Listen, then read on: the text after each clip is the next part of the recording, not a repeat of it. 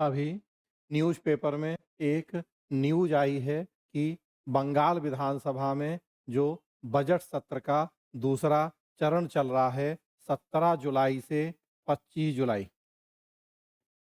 दूसरा चरण है बजट सत्र का। इसमें 15 साल बाद ऐसा होगा कि गृह विभाग की जो अनुदान की माँगें हैं उस पर विस्तृत चर्चा होगी और इसके लिए 3 घंटे का समय तय हुआ है 22 जुलाई। ऐसी चर्चा 15 साल पहले 2011 में हुई थी। मतलब 15 साल जो तृणमूल कांग्रेस का शासन था, ममता बनर्जी मुख्यमंत्री थीं, तो उनके समय में गृह विभाग की माँगों पर चर्चा ही नहीं होती थी और उन्हें गिलोटिन की प्रक्रिया से पास करवा दिया जाता था। तो इसलिए गिलोटिन शब्द चर्चा में आ गया।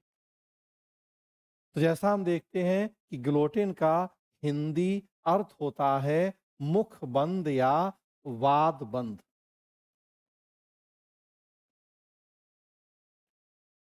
बेसिकली गिलोटिन एक धारदार हथियार होता है और मध्यकाल में यूरोपीय देशों में जब किसी व्यक्ति को मृत्यु दंड की सजा मिलती थी तो इसी हथियार गिलोटिन के नीचे उसकी गर्दन रख के काट दी जाती थी।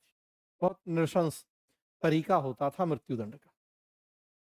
तो उस शब्द का हमने वहां से यहाँ प्रयोग किया है अपनी संवैधानिक व्यवस्था में, क्योंकि यहाँ भी मुंहबंद सेंस है उसका।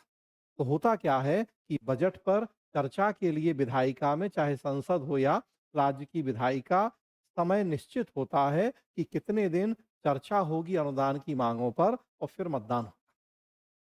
तो कई बार जब समय कम पड़ जाता है, सभी मंत्रालयों की मांगों पे चर्चा नहीं हो पाती, तो अंतिम दिन बिना चर्चा के ही उन मांगों पर मतदान होता है। सरकार का बहुमत है तो वो पास हो जाती है।